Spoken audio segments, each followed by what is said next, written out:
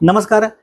आपल्या सर्वांच्या आवडत्या डोंबिवली फास्ट या चॅनलमध्ये मी आपले स्वागत करतो. शंकर जाधव, विशेष प्रतिनिधी. आपण बघत असाल की मुंबई आणि उपनगर येथील सर्वच स्थानकांच्या, रेल्वे स्थानकांच्या 100 मीटरच्या आतमध्ये जे फेरीवाले बसतात, त्या फेरीवाल्यांवर महापालिकेच्या वतीने कडक कारवाई सुरू आहे. प्रश्न येतो की कारवाई करताना सुद्धा फेरीवाल्या संघटनेचं जे म्हणणं आहे की त्यांचं पुनर्वसन व्हावं, पण हा प्रश्न अजूनही अनुत्तरित राहिलेला आहे. याचं उत्तर अजूनही महापालिकेकडे फेरीवाला संघटनेनं देता आलं नाहीये. लांबच नको, आपण डोंबिवलीमध्येच बघूया. आपण कल्याण डोंबिवलीमध्ये सुद्धा अशाच प्रकारची कडक कारवाई सुरू आहे. अनेक आपण महिने बघतोय की फेरीवाला मुक्त असा परिसर करण्यात महापालिका प्रशासन काटोकाट प्रयत्न करते, दंडात्मक कारवाई करते, सामान जप्त करते.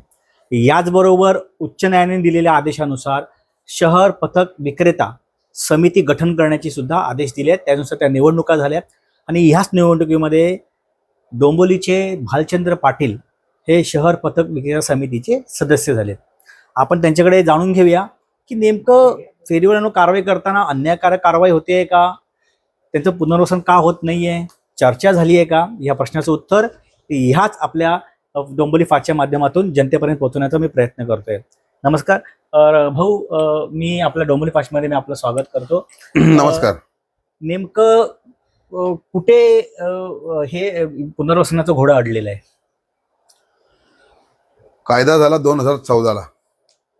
2014 रोजी असा कायदा झाला की पथविक्रेत्यांना पुनर्वसन करून रस्त्यावरती बसण्यासाठी जागेचं नियोजन केलं पाहिजे आणि त्याची उपासमार होणार नाही.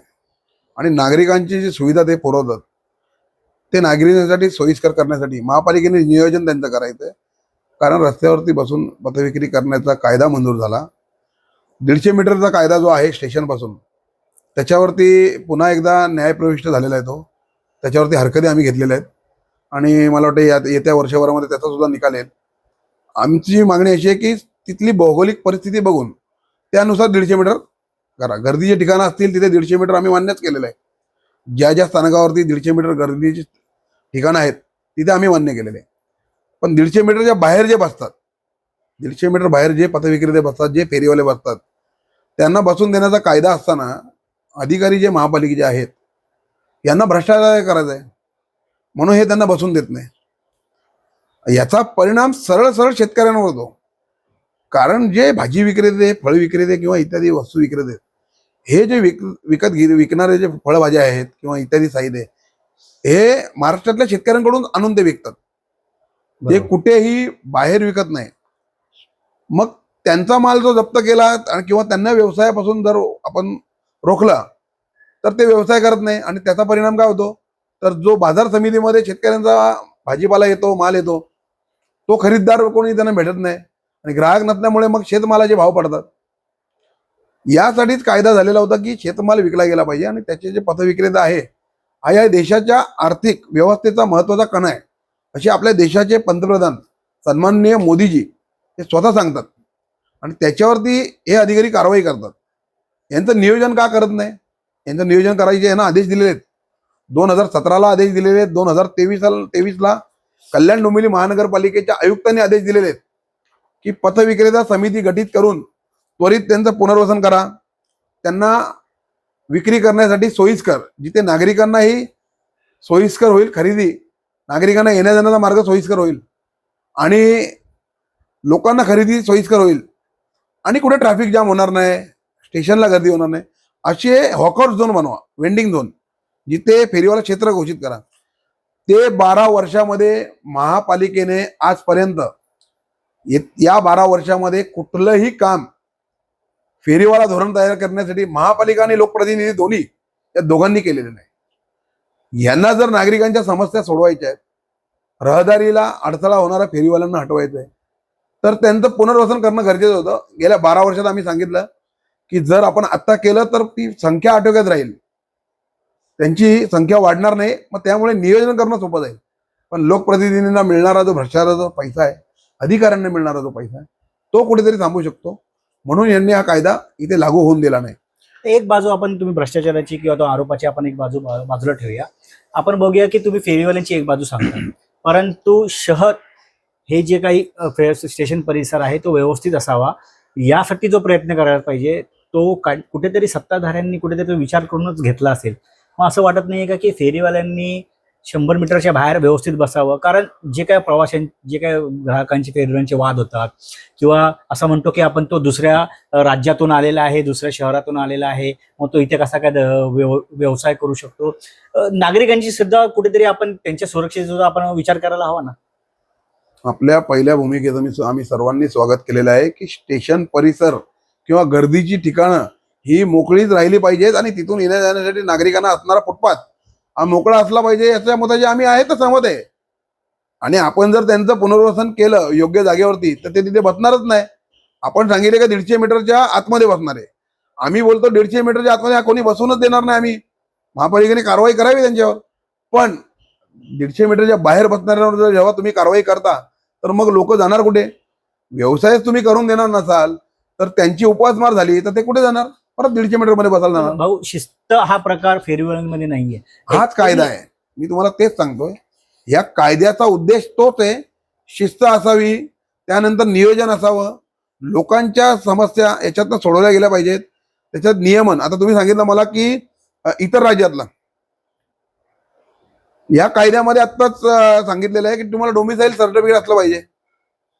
भारतीय संविधानानुसार देशाच्या कुठल्याही कानाकोपऱ्यातनं माणूस कुठेही व्यवसाय करू शकतो. आता काल सुप्रीम कोर्ट हायकोर्टाने निर्णय दिलेला आहे की फेरीवाला महाराष्ट्रातला असावा. मग त्याला डोमिसाईल सर्टिफिकेट कंपल्सरी केलंय. तुम्ही लागू करा. म्हणजे कोण आतला आणि कोण बाहेरचा समजून जाईल ना. त्यांना ओळखपत्र द्या. त्यांना थोडंसं पुढे जाऊन आपण बघूया की तुम्ही शहर पथक विक्रेत्याच्या समितीचे सदस्य आहात, तरीही तुम्हाला धडक मोर्चाची 15 ऑगस्टला तुम्हाला इशारा द्यावा लागतो महापालिकेला. म्हणून तुम्ही 15 ऑगस्टच्या स्वातंत्र्य दिनी फेरीवाल्यांचे महापालिका कार्यालयावर धडक मोर्चा काढणार आहात. तर नेमका काय प्रकार आहे? 15 ऑगस्टच्या दिवशी मोर्चा काढण्याचं कारण असं आहे की देश इंग्रजांपासून स्वातंत्र्य झाला, पण या खुर्चीवर बसलेल्या इंग्रजांपासून स्वातंत्र्य मिळू शकलेला नाहीये. या अधिकाऱ्यांनी कायद्याला पायदळी तुडवत जी बेधडक कारवाई चालू केली आहे त्याच्यामध्ये कुठलाही कायदा हे लोक पाळत नाही. आम्ही नेहमी प्रत्येक वेळेला शहर पथविक्रेता कायदा 2014 अंमलात आणा असं सांगूनच आम्ही त्यांच्याकडे निवेदन घेऊन गेलेलो आहे किंवा त्यांच्याकडे आम्ही विनंती केलेली आहे. त्या कायद्यामध्ये स्पष्ट लिहिलेलं आहे की शेतमाल असेल तर तो नाशवंत असेल तर तो त्वरित परत दिला पाहिजे. लोकांना यांचे कर्मचारी मारहाण करतात, हप्ते घेण्यासाठी दमदाट्या करतात, ना फेरीवाला क्षेत्रामध्ये कारवाई करतात, त्याला आमचा विरोध नाहीच आहे. हे फेरीवाला क्षेत्रामध्ये जाऊन कारवाई करतात. अनधिकृत बांधकाम विभागाचे उपायुक्त आहेत बोरकर, यांनी तर घरचा कायदा चालवलाय. जे पात्र नोंदणीकृत पथविक्रेते आहेत, फेरीवाले आहेत, त्यांना फेरीवाला क्षेत्रामध्ये जाऊन त्यांच्यावर कारवाई करतात आणि आम्हाला सांगतात तुम्हाला काय करायचं तुम्ही करा, आम्ही कारवाई करणार. हा कोणता नियम? लोकांनी कुठे जायचं? सांगितलं ना, यांना कायदा लागू करायचा नाही. 18 तारखेला आमची निवडणूक झाली, आम्ही निवडून आलो. आजपर्यंत सन्माननीय आयुक्तांनी किंवा संबंधित अधिकाऱ्यांनी आमची साधी भेटही घेतली नाही, विचारपूसही नाही केली. आम्ही 8 सदस्य जाऊन आयुक्तांना भेटलो की ही समिती गठीत करा, लवकरात लवकर हा फेरीवाल्यांचा प्रश्न सोडवा. नागरिकांचा जो आहे प्रश्न सोडवायचा आहे. नागरिकांना सुद्धा भाजीपाला इत्यादी वस्तू आहे ज्या जीवनावश्यक वस्तू ज्या आहेत त्यांची गरज आहे. ते मॉलमध्ये घेऊन घ्यायला जाऊ शकत नाही, त्यांना परवडणार पण नाही. ते आपल्याला तिथेच रस्त्यावरतीच मिळतात. आज तुम्ही बघा, आपल्या भारताचा इतिहास आहे, हा जो बाजार भरला जातो हा रस्त्यावरतीच भरला गेलाय.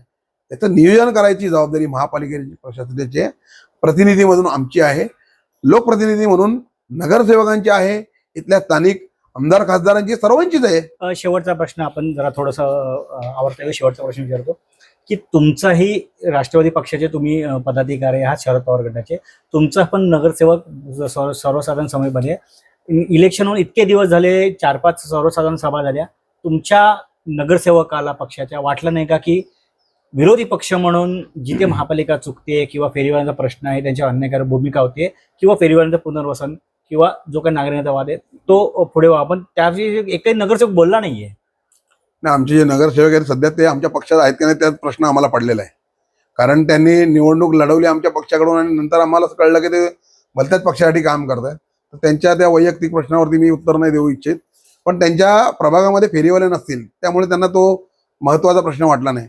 पण जिथे जिथे स्टेशन परिसरामध्ये ज्या ज्या नगरसेवकांच्या इथे फेरीवाले आहेत त्यांनी तो महासभेत विरोधाचा प्रश्न घेतला, त्यांना विरोध केला, पण त्यांची बाजू मांडताना कुठे दिसली नाही.